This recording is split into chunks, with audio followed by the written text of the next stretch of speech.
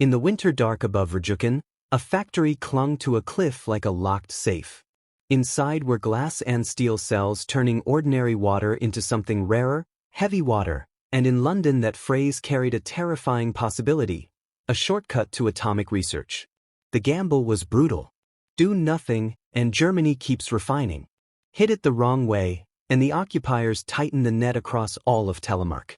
So the plan didn't start with explosions. It started with skis, radios, and men waiting in the mountains for the one night when weather, patrols, and timing all lined up, because at Vemork, the smallest mistake wouldn't just fail the mission. It would erase the people who made it possible. Module 1. The story begins long before the raid, before the charges, before the ravine, before the snow swallowed every track. It begins with a problem that looks simple on paper and becomes almost impossible on a map. Vemork sat outside the town of Rjukan in Telemark, part of an industrial complex built for hydroelectric power and chemical production.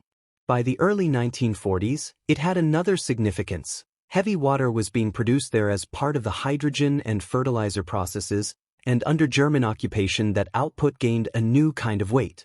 Heavy water is not a weapon by itself. It is a tool, useful as a moderator in certain reactor designs because it can slow neutrons without absorbing too many of them. That matters if a nuclear program is trying to build a working reactor, and reactors can be pathways to plutonium research. The Allies did not need to prove Germany was months away from a bomb to be worried. They only needed to believe that heavy water could remove a bottleneck at the worst possible time. But here's the twist: the real stakes weren't just scientific. They were human and political. A raid in Norway could spark reprisals, mass arrests, and a crackdown that would cripple the resistance networks the Allies depended on for far more than this single target. Every operation had to balance damage to a machine against damage to a country. That balance became sharper after the first attempt failed. In late 1942, the Allies tried to destroy the Vemork plant through an airborne plan that combined advanced scouts with British engineers arriving by glider. The operation, known as Operation Freshman, ended in catastrophe when aircraft and gliders failed to reach the target in harsh weather. Survivors were captured, and many were later killed. The mission didn't just fail. It warned the Germans that Vemork mattered, and it taught the Allies something colder. If they tried again, the next plan had to be quieter, smaller, and more survivable. So the strategy changed from assault to infiltration. Instead of bringing in a force that needed roads and landing zones, the Allies leaned on Norwegians trained to live in the terrain itself, men connected to the Special Operations Executive's Norwegian Independent Company 1, often known as Kompani Linge. Their advantage wasn't numbers. It was the ability to vanish into the Hardangervidda plateau, move in winter conditions, and link up with local contacts without creating the kind of footprint an occupying army could quickly crush. To understand why that mattered, picture the geography.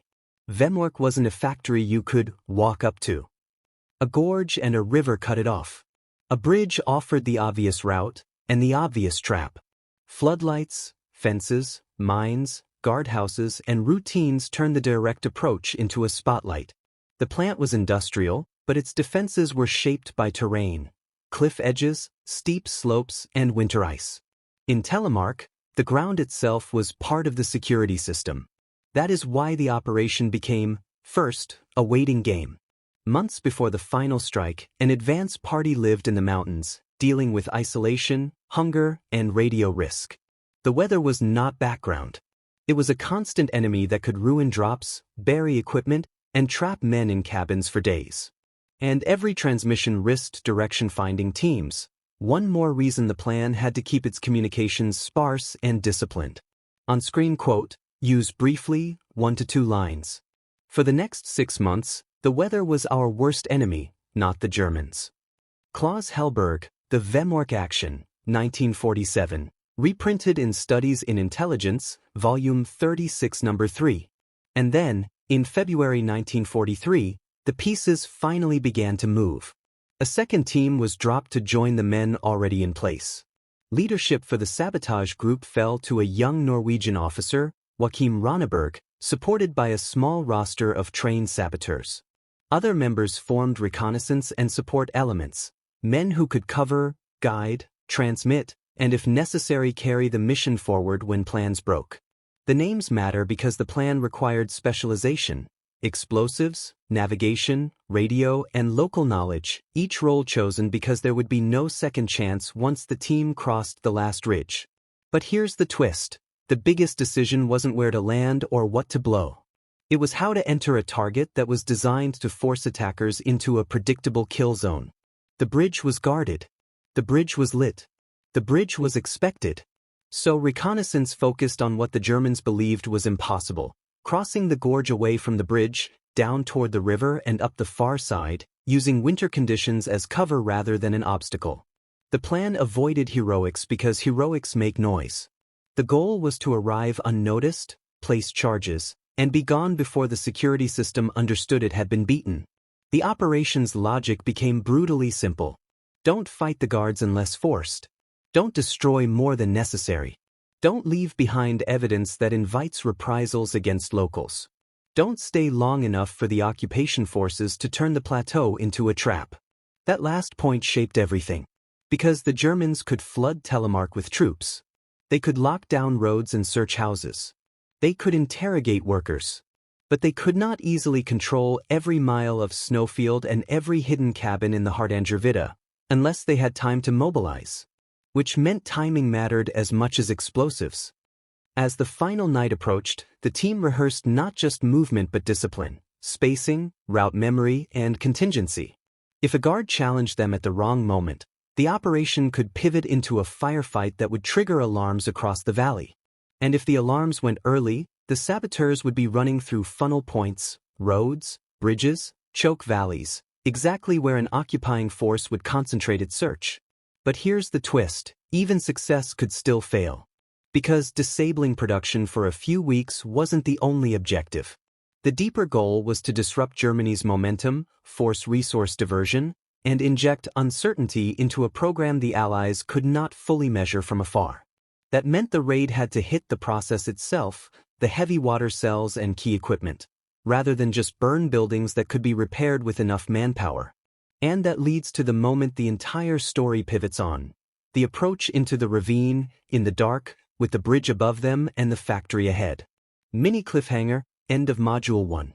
The team stepped off the last safe slope and started down toward the river ice, choosing the route the Germans didn't guard because it looked too hard to be real. And now the mission had entered its narrowest corridor. One fence to cut, one wrong turn in the dark, one door that refused to open, and the quiet raid would become the loudest alarm in Telemark.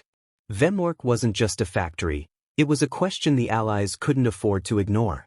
After a disastrous first attempt, a small Norwegian team spent months living in the Hardangervidda, waiting for the one opening that weather and patrol routines might allow. The turning point came when they rejected the obvious route, the guarded bridge, and committed to crossing the gorge by the river ice, aiming to strike the heavy water equipment directly and disappear before occupation forces could lock down the region. The night of the attack was built on a kind of precision that doesn't look dramatic until it fails. In bad weather and darkness, the team moved down into the valley with skis and packs, keeping the bridge in view without using it. The plan depended on reaching the fence line unseen, cutting through quietly, and splitting into roles. A cover element ready to react if the alarm sounded, and a demolition element tasked with reaching the basement heavy water area. But here's the twist, the most dangerous part wasn't the explosives. It was the door. Inside a complex like Vemork, access points are the battlefield. The demolition party met locked entrances and confusing routes in the dark. A wrong corridor can waste minutes the plan doesn't have. The team had trained on models and practiced procedures, but practice is clean and a factory at night is not. They searched for a cable tunnel, a narrow route meant for pipes and wires, not men carrying charges. For a moment, the group's coordination frayed in the darkness.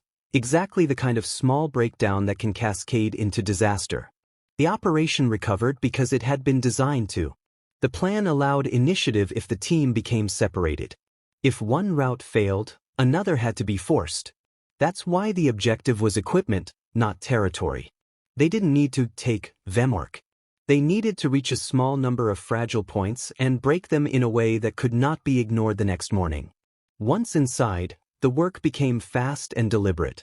Charges were placed on critical heavy water instruments and cells. Fuses were set to minimize the chance of discovery, short enough that guards could not plausibly find and remove them, long enough for the saboteurs to exit the basement and clear the immediate blast area. Then the raid delivered its core miracle, not a big explosion, but a controlled one. The charges detonated and destroyed key equipment while leaving most of the structure intact. That mattered for two reasons. First, it kept the blast from becoming a mass casualty event inside the plant. Second, it created confusion. An intact building can delay recognition. A collapsed building screams, attack. In the crucial first moments, that difference bought time. A guard checked, saw little, and the alarm did not instantly swallow the valley. The team gained a head start that no amount of speed could have created on its own. But here's the twist. The escape was not a sprint away from danger. It was a long argument with geography. The saboteurs moved out, recovered skis, and headed away from the direction the Germans would expect, avoiding the predictable lines of pursuit. In occupied territory, the first instinct of security forces is often to assume movement toward the border or toward resistance hubs. The team used that expectation as camouflage, bending their route to break the logic of the search. The immediate outcome was clear. The heavy water production equipment had been smashed. Stocks and components were destroyed or rendered unusable. German security resources in the region surged, and the occupation forces were forced into a reactive posture, guarding, searching, repairing, rather than simply producing. But the long outcome is where the story becomes more complicated and more honest. Germany's nuclear effort was not a single straight line to a bomb. It was fractured, constrained, and full of technical choices that did not always align with a rapid weapons program. Heavy water was important to certain reactor approaches, but its absence did not automatically equal no bomb, and its presence did not guarantee success. What the raid did, without exaggeration, was remove a scarce resource, disrupt an industrial process that couldn't be easily duplicated under wartime pressure, and force Germany to spend time and attention on a problem it could not fully secure in the field. That kind of strategic friction can matter even when it doesn't produce a clean cinematic ending. And the pressure didn't end in February 1943. Vemork could be repaired, and heavy water production could be restarted, meaning the raid was a major delay, not a permanent shutdown. Over time, the campaign against heavy water became a sequence: sabotage, repairs, increased security, and further Allied actions. Later, as Germany attempted to move heavy water stocks and components out of Norway, the risk shifted from the cellar to the transport routes, rail lines, ferries, and choke points across the landscape. But here's the twist. By then, the strategic value wasn't only the heavy water. It was the signal. A successful strike on Vemork demonstrated that even a high-security industrial target in occupied Europe could be penetrated by a small team with local skill and external support. It forced German planners to treat Norway not as a quiet rear area, but as contested ground, an expensive change when every soldier assigned to guard a factory is a soldier not fighting somewhere else. It also hardened Allied belief in precision sabotage as a tool of grand strategy, not as a replacement for armies, but as a way to bend timelines, delaying research, diverting resources, and shaping decisions at headquarters far from the gorge at Rjukan. Final payoff. Operation Gunnerside mattered because it turned uncertainty into action. The Allies could not measure Germany's atomic progress with confidence, but they could deny inputs, break machinery, and force a restart under pressure. The turning point was the choice to attack the process, not the building, and to enter Vemork by the route the Germans dismissed as impossible. The outcome was more than shattered equipment. It was delay, diversion, and a lasting lesson in how intelligence priorities can reshape commando warfare, one silent night altering decisions for months afterward. At Vemork, the biggest decision wasn't the explosives. It was choosing the hard route under the bridge because it bought silence, surprise, and time. If that kind of turning point is what you come here for, tap like, share this episode, subscribe, and turn on bell notifications so you don't miss the next operation where one choice changes everything. Comment prompt. Which mattered more here, the plan to strike the equipment or the decision to avoid the bridge?